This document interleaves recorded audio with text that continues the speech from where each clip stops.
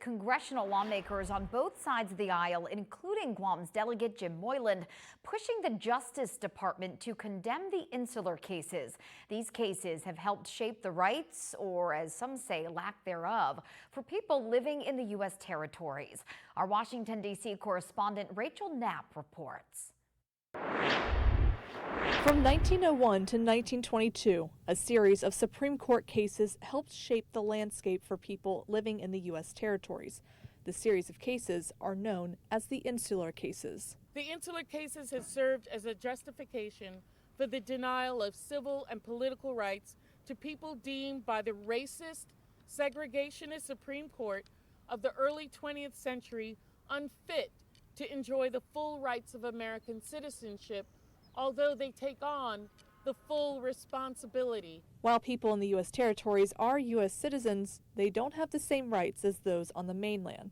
For example, they're denied the right to vote for president and access to SNAP and supplemental security income benefits. Seeing the effects of the colonial legal framework, the living effect, the actual effect of these cases in the lives of people in Puerto Rico. We could see it clearly after Hurricanes Irma and Maria, where the disaster response left a lot to be desired. And even we had a report come out from the U.S. Commission of Civil Rights about the discriminatory treatment of Puerto Ricans after the hurricane. In a letter signed by bipartisan members in both the House and Senate to Attorney General Merrick Garland, is asking the Justice Department to recognize the racist logic in the Insular cases and reject this case law. Members say these cases broke from the anti-colonial values of our nation's founding. Members write that the Supreme Court held that the Constitution does not apply in full to so-called unincorporated U.S. territories whose inhabitants, it declared, could permanently be denied any democratic rights or self-determination.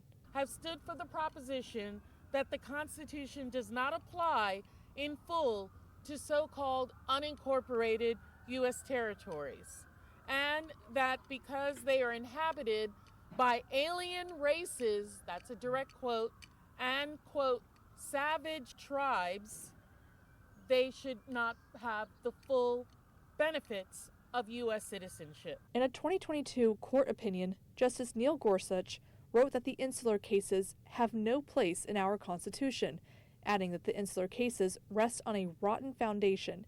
He also writes he hopes the day comes soon when the court squarely overrules them.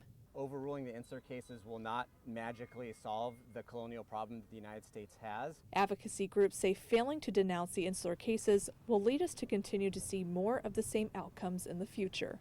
Reappealing these cases, although it would not change anything immediately, it will have an impact on the obligation that public officials and politicians have to solve this unilateral colonial relationship with the territories.